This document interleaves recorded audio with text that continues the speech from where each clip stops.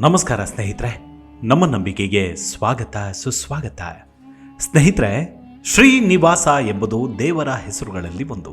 ಅಂದರೆ ಶ್ರೀಯ ವಾಸಸ್ಥಾನ, ಅದುವೇ ಸಮೃದ್ಧಿದಾಯಕ.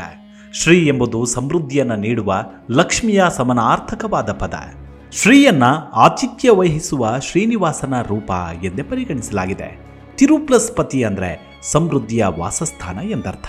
ಹಾಗೆ ತಿರು + ಮಲೈ ಎಂದರೆ ಶುಭ ಬೆಟ್ಟಗಳು ಎಂದಾಗತ್ತೆ. ಹೀಗಾಗಿ ಸಮೃದ್ಧಿಯ ಅಭಿವ್ಯಕ್ತಿಯ ಲಕ್ಷ್ಮಿ ಅಥವಾ ದೈವಿಕ ರೂಪವೇ ಶ್ರೀ. ತಿರುಮಲೈನಲ್ಲಿ ತನ್ನ ನಿವಾಸದಲ್ಲಿಯೇ ಇರುತ್ತಾಳೆ ತಾಯಿ. ಆಕೆಯೇ ವ್ಯೂಹ ಲಕ್ಷ್ಮಿ. ಆ ಮಹಾತಾಯಿಯ ಸ್ಥಾನವೇ ವೆಂಕಟೇಶ್ವರನ ಬಲಭಾಗದ ಎದೆಯ ಮೇಲಿದೆ. ಒಮ್ಮೆ ತಿರುಪತಿಗೆ ಹೋಗಿ ತಿಮ್ಮಪ್ಪನ ದರ್ಶನ ಮಾಡಿ ಬಂದ್ರೆ ಬೆಟ್ಟದಂತಹ ಕಷ್ಟವು ಮಂಜಿನಂತೆ ಕರಗುತ್ತದೆ ಎಂಬ ನಂಬಿಕೆ ಭಕ್ತಾದಿಗಳದ್ದು. ಇಂದಿಗೂ ಆ ಅಚಲವಾದ ನಂಬಿಕೆಯಿಂದಲೇ ಸಪ್ತಗಿರಿ ವಾಸನನ್ನ ಆರಾಧಿಸಿಕೊಂಡು ಬರುತ್ತಿದೆ ಕಲಿಯುಗ. ಅದರಲ್ಲೂ ಶ್ರೀನಿವಾಸನನ್ನ ಒಲಿಸಿಕೊಳ್ಳೋಕೆ ಒಂದು ಮಾರ್ಗವಿದೆಯಂತೆ. ಅದುವೇ ವ್ಯೂಹ ಲಕ್ಷ್ಮಿಯನ್ನ ಆರಾಧಿಸಿ ನಮ್ಮ ಸಕಲ ಕಷ್ಟ ಕಾರ್ಪಣ್ಯಗಳನ್ನ ಆಕೆಯಲ್ಲಿ ವಿನಂತಿಸಿಕೊಳ್ಳೋದು. ತದನಂತರವೇ ಆ ಕ್ಷೇತ್ರದಿಂದ ಹೊರಬರುವುದರೊಳಗಾಗಿ ನಿಮ್ಮ ಕಷ್ಟಗಳಿಗೆಲ್ಲ ಪರಿಹಾರ ಸಿಗುತ್ತೆ ಅನ್ನೋ ನಂಬಿಕೆ ಇದೆ. ಆ ದೇವಿಯನ್ನೇ ವ್ಯೂಹ ಲಕ್ಷ್ಮಿ ಅಂತ ಕರೀತಾರೆ. ವ್ಯೂಹ ಅಂದ್ರೆ ರಹಸ್ಯ ತಂತ್ರ ಅಂತ. ಅಲ್ಲದೆ ಈ ತಾಯಿಯನ್ನ ಯೋಗಾದೇವಿ ಅಂತಲೂ ಕರೆಯಲಾಗತ್ತೆ. ಅಷ್ಟಕ್ಕೂ ಈ ತಾಯಿಗೆ ವ್ಯೂಹದೇವಿ ಅನ್ನೋ ಹೆಸರು ಬಂದಿದ್ದಾದರೂ ಹೇಗೆ, ಆಕೆಯನ್ನ ಸ್ವತಂತ್ರ ವೀರಲಕ್ಷ್ಮಿ ಎಂದು ಕರೆಯುವುದಾದರೂ ಯಾಕೆ ಅನ್ನೋದನ್ನ ಇಂದಿನ ಸಂಚಿಕೆಯಲ್ಲಿ ನೋಡೋಣ. ಅದಕ್ಕೂ ಮುನ್ನ ನಮ್ಮ ನಂಬಿಕೆಗೆ ನಿಮ್ಮ ಬೆಂಬಲವಿರಲಿ. ಸ್ನೇಹಿತರೆ, ಮಹಾಲಕ್ಷ್ಮಿ ದೇವಿಯು ವ್ಯೂಹಲಕ್ಷ್ಮಿ ಮತ್ತು ಯೋಗಲಕ್ಷ್ಮಿ ಎಂದೇ ಪ್ರಖ್ಯಾತಿಯನ್ನು ಪಡೆದುಕೊಂಡಿದ್ದಾಳೆ. ವ್ಯೂಹ ಎಂದರೆ ರಹಸ್ಯ ತಂತ್ರ, ದೈವಿಕ ಯೋಜನೆ, ಯೋಜನೆ ಅಂದರೆ ತಂತ್ರ. ಲಕ್ಷ್ಮೀದೇವಿಯು ವಿಷ್ಣುವಿನ ಹೃದಯ ಸ್ಥಾನವನ್ನು ತಲುಪುವುದು ರಹಸ್ಯವಾಗಿಯೇ. ಪೋಷಕರು ತಮ್ಮ ಮಕ್ಕಳನ್ನು ನೋಡಿಕೊಳ್ಳುವಂತೆಯೇ ಜಗತ್ತನ್ನ ರಕ್ಷಿಸುವುದು ಅವರ ದೈವಿಕ ಯೋಜನೆಯಾಗಿದೆ. ತಾಯಿ ವ್ಯೂಹಲಕ್ಷ್ಮಿಯು ನಮ್ಮನ್ನ ತನ್ನ ಮಕ್ಕಳಂತೆ ಬಹಳ ಕಾಳಜಿಯಿಂದ ರಕ್ಷಿಸುತ್ತಾಳೆ. ನಮ್ಮ ಪರವಾಗಿ ನಿಂತು ನಾವು ಮಾಡಿದ ತಪ್ಪುಗಳಿಗೆ ಕಠಿಣ ಶಿಕ್ಷೆ ನೀಡದಂತೆ ತನ್ನ ಪತಿಯನ್ನ ಮನವೊಲಿಸುತ್ತಾಳಂತೆ. ಯಾಕಂದ್ರೆ ಆಕೆ ಕರುಣೆಯ ವ್ಯಕ್ತಿತ್ವದಂತಿರುವುದರಿಂದ ಕಾರುಣ ವಿಗ್ರಹಂ ಅಂತ ಕರೀತಾರೆ. ಪರ, ವ್ಯೂಹ, ವಿಭವ, ಅಂತರ್ಯಾಮಿ ಮತ್ತು ಆರ್ಚ ಇವು ಆಗಮಶಾಸ್ತ್ರದ ಪ್ರಕಾರ ಭಗವಂತನ 5 ರೂಪಗಳಂತೆ. ವೇದಗಳು ಮತ್ತು ಉಪನಿಷತ್ತುಗಳಲ್ಲಿ ವ್ಯೂಹ ರೂಪವು ಅಸ್ತಿತ್ವದಲ್ಲಿದೆ. ಇದು ಇಡೀ ಸೃಷ್ಟಿಯ ಯೋಜನೆ, ಸೃಷ್ಟಿಕರ್ತ ಮತ್ತು ಸೃಷ್ಟಿಯ ನಡುವಿನ ಸಂಬಂಧ, ಸೃಷ್ಟಿ ಮತ್ತು ಸೃಷ್ಟಿಯಾದ ಜೀವಿಗಳ ನಡುವಿನ ಸಂಬಂಧವನ್ನು ಪ್ರತಿನಿಧಿಸುತ್ತೆ. ಇದೆಲ್ಲವನ್ನು ಬಂಧಿಸುವ ಸಂಪೂರ್ಣ ಯೋಜನೆಯನ್ನ ವ್ಯೂಹ ಅಂತ ಕರೆಯಲಾಗುತ್ತೆ. ಸೃಷ್ಟಿಯ ಸಂಪೂರ್ಣ ಪ್ರಕ್ರಿಯೆಗೆ ದೈವಿಕ ವ್ಯೂಹವಂತೆ. ಆದಿ ದಂಪತಿಗಳಾದ ಶ್ರೀ ವಿಷ್ಣು ಮತ್ತು ಶ್ರೀ ಮಹಾಲಕ್ಷ್ಮಿಯೇ ಸಂಸಾರದ ಸುಖ ದುಃಖಗಳಿಂದ ರಕ್ಷಿಸಲು ಕಲಿಯುಗದ ದೈವವಾಗಿ ನಮ್ಮೊಂದಿಗಿದ್ದಾರೆ. ಮಾನವನ ಹೃದಯ ಕಮಲದಲ್ಲಿ ನೆಲೆಕಂಡು ಪ್ರತಿಕ್ಷಣವೂ ಅನುಕಂಪದಿಂದ ಪ್ರತಿಕ್ರಿಯಿಸುತ್ತಾರೆ. ತಮ್ಮ ಮಕ್ಕಳ ಬಗ್ಗೆ, ಈ ಸೃಷ್ಟಿಯ ಬಗ್ಗೆ ಸಹಾನುಭೂತಿ ತೋರುತ್ತಾ ಕರುಣೆಯಿಂದ ಸಲಹುತ್ತಾರಂತೆ. ಇನ್ನು ಮಹಾಲಕ್ಷ್ಮಿಗೆ ವ್ಯೂಹಲಕ್ಷ್ಮಿ ಎಂಬ ಹೆಸರು ಬರುವುದಕ್ಕೆ ಕಾರಣ, ಶ್ರೀವಾರಿ ತಿಮ್ಮಪ್ಪನು ತನ್ನ ಬಲಭಾಗದ ಎದೆಯಲ್ಲಿ ಯಾರಿಗೂ ಅರಿಯದಂತೆ ಲಕ್ಷ್ಮಿಗೆ ವಾಸಸ್ಥಾನ ನೀಡಿದನಂತೆ. ಹಾಗಾಗಿ ವ್ಯೂಹಲಕ್ಷ್ಮಿ ಎಂದು ಕರೀತಾರೆ.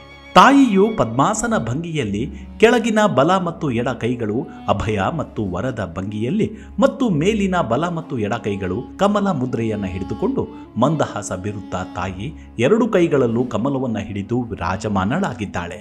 ಈ ವ್ಯೂಹಲಕ್ಷ್ಮಿ ಎಲ್ಲಿಂದ ಬಂದಳು ಎಂಬುದಕ್ಕೂ ಪುರಾಣಗಳಲ್ಲಿ ಕಥೆಯೊಂದಿದೆ. ಅದೇನೆಂದ್ರೆ, ಹಿಂದೆ ಭೃಗು ಮಹರ್ಷಿಗಳು ತಮ್ಮ ಕಾಲಿನಿಂದ ಶ್ರೀಹರಿಯ ಎದೆಗೆ ಒದ್ದು ಇದೇ ಕಾರಣದಿಂದ ಸಿಟ್ಟೆದ್ದು ಧರೆಗಿಳಿದ ಶ್ರೀಲಕ್ಷ್ಮಿಯು ಕೊಲ್ಲಾಪುರದಲ್ಲಿ ನೆಲೆಸ್ತಾಳೆ. ದೇವಶಿಲ್ಪಿ ವಿಶ್ವಕರ್ಮನು ಮಣಿದ್ವೀಪ ಮಾದರಿಯಲ್ಲಿ ಶ್ರೀಲಕ್ಷ್ಮಿಗೆ ಸುಂದರವಾದ ದೇವಾಲಯವನ್ನ ನಿರ್ಮಿಸಿಕೊಟ್ಟ. ಮಹಾಲಕ್ಷ್ಮಿಯು ಕೋಲಾಸುರನನ್ನ ಸಂಹರಿಸಿ ಕೊಲ್ಹಾಪುರದಲ್ಲಿ ಮಹಾಲಕ್ಷ್ಮಿಯಾಗಿ ನೆಲೆಸ್ತಾಳೆ. ವೈಕುಂಠದಲ್ಲಿದ್ದ ವಿಷ್ಣು ಮಾನವ ಶರೀರಧಾರಿಯಾಗಿ ಧರೆಗಿಳಿದ. ಭೂಮಿಗಿಳಿದ ದಿನ ಅವನ ಹೆಸರು ಶ್ರೀನಿವಾಸ ಎಂದಾಯಿತು. ತನ್ನ ಹಿಂದಿನ ನೆನಪುಗಳು ಮರೆತು ಹೋಗಿತ್ತು. ತ್ರೇತಾಯುಗದಲ್ಲಿದ್ದ ವೇದವತಿ ಮಹಾವಿಷ್ಣುವನ್ನೇ ತನ್ನ ಪತಿಯಾಗಿ ಪಡೆಯಬೇಕೆಂಬ ಇಚ್ಛೆಯಿಂದ ಬಹಳ ಕಾಲ ತಪಸ್ಸು ಮಾಡಿದ್ಲು. ತಪಸ್ಸಿನ ಫಲವಾಗಿ ಭೂಲೋಕದಲ್ಲಿ ಪದ್ಮ ಸರೋವರದ ಕಮಲದ ಹೂವಿನ ಮೇಲೆ ಅವತರಿಸಿದ ಮಗು ಮಕ್ಕಳಿಗಾಗಿ ಪ್ರಾರ್ಥಿಸಿದ್ದ ಆಕಾಶ ರಾಜನಿಗೆ ದೊರೆತಳು. ಪದ್ಮ ಸರೋವರದಲ್ಲಿ ಸಿಕ್ಕ ಮಗುವಿಗೆ ಪದ್ಮಾವತಿ ಎಂದು ಹೆಸರಿಟ್ಟ. ಭೂಲೋಕದಲ್ಲಿ ಅವತರಿಸಿದ ಶ್ರೀನಿವಾಸನು ಪದ್ಮಾವತಿಯನ್ನ ವಿವಾಹವಾಗಿ ತನ್ನ ಅವತಾರದ ಉದ್ದೇಶದ ಅರ್ಧ ಕೆಲಸವನ್ನ ಪೂರ್ಣ ಮಾಡ್ತಾನೆ. ಇನ್ನು ತನ್ನ ಹೃದಯ ಕಮಲ ನಿವಾಸಿನಿ ಶ್ರೀಯನ್ನ ಹುಡುಕಿಕೊಂಡು ಹೊರಟಾಗ ಲಕ್ಷ್ಮಿ ಕೊಲ್ಹಾಪುರದಲ್ಲಿ ನೆಲೆಸಿದ್ದು ತಿಳಿದು ಬಂತು. ಲಕ್ಷ್ಮಿಗಾಗಿ ಹುಡುಕುತ್ತಿದ್ದ ಆತನಿಗೆ ಕೊಲ್ಲಾಪುರದಲ್ಲಿ ಸಕಲ ತೀರ್ಥ ಸರೋವರಗಳು, ನದಿಗಳು, ಋಷಿ ಮುನಿಗಳು ಕಂಡರೂ ಕೂಡ ಲಕ್ಷ್ಮಿ ಮಾತ್ರ ಕಾಣಸಿಗಲಿಲ್ಲ. ಕಾರಣ ಅಲ್ಲಿ ನೆಲೆಸಿದ್ದ ಮಹಾಲಕ್ಷ್ಮಿ ಶಾಂತರೂಪ ಲಕ್ಷ್ಮಿಯಾಗಿರಲಿಲ್ಲ.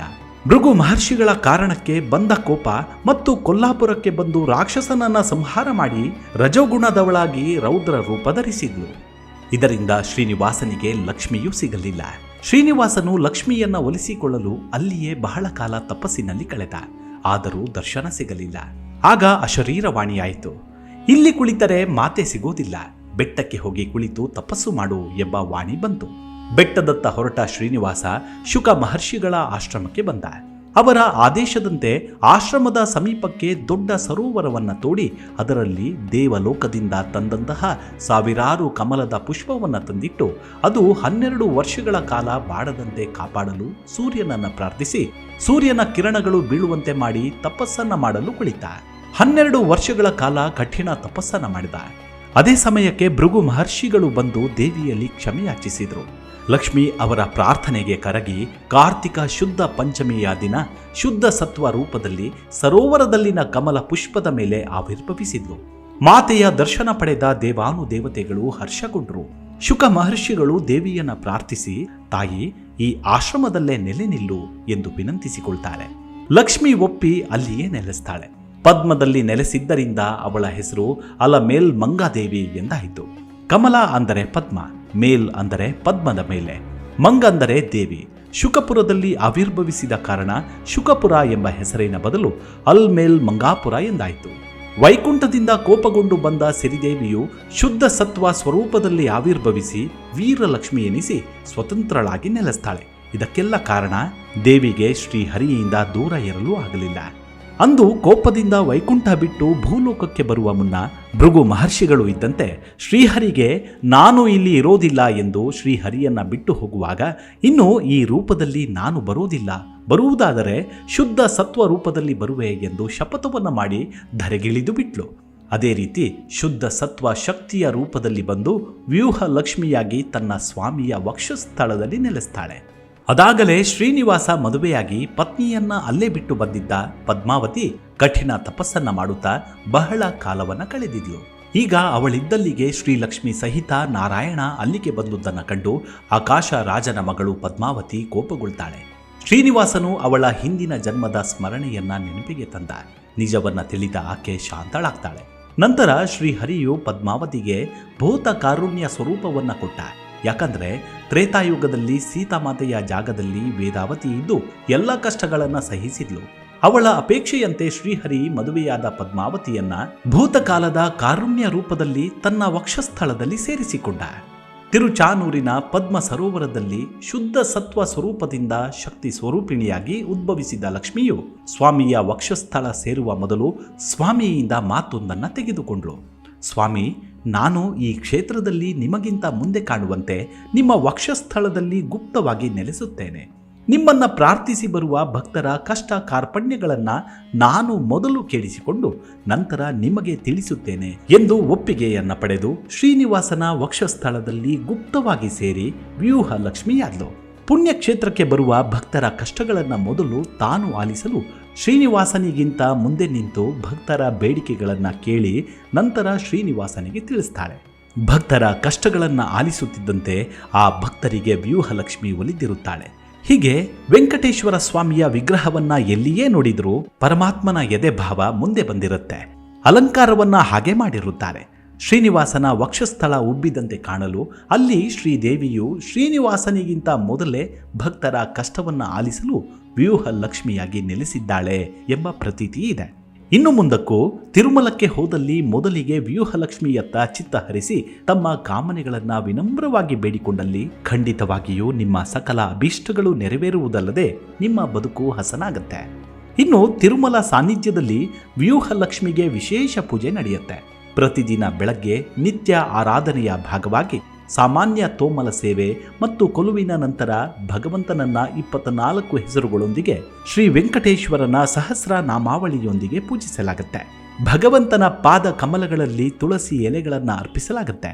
ನಂತರ ವ್ಯೂಹಲಕ್ಷ್ಮಿಯ ಪೂಜೆಯು ವರಾಹ ಪುರಾಣದ ವ್ಯೂಹಲಕ್ಷ್ಮಿಯ 24 ಹೆಸರುಗಳಾದ ಚತುರ್ವಿಂಶತಿ ನಾಮಾವಳಿಯೊಂದಿಗೆ ನಡೆಯುತ್ತೆ. ಮತ್ತು ಆ ಪೂಜೆಯ ಸೌಂದರ್ಯವೆಂದರೆ ಭಗವಂತನ ಪಾದ ಕಮಲಗಳಿಗೆ ಅರ್ಪಿಸಿರುವ ತುಳಸಿ ಎಲೆಗಳನ್ನ ಮತ್ತೆ ಭಗವಂತನ ಇಬ್ಬರು ಪತ್ನಿಯರಾದ ವ್ಯೂಹಲಕ್ಷ್ಮಿ ಮತ್ತು ಪದ್ಮಾವತಿ ದೇವಿ ಇಬ್ಬರಿಗೂ ಅರ್ಪಿಸಲಾಗುತ್ತೆ. ಆ ತಾಯಿಯ ಕೃಪೆ ಆಶೀರ್ವಾದ ನಮ್ಮೆಲ್ಲರ ಮೇಲಿರಲಿ. ಮುಂದಿನ ಸಂಚಿಕೆಯಲ್ಲಿ ಮತ್ತೆ ಸಿಗೋಣ. ಅಲ್ಲಿವರೆಗೂ ನಿಮ್ಮ ಆರೋಗ್ಯದ ಕಡೆ ಗಮನವಿರಲಿ. Take care. ನಮಸ್ಕಾರ.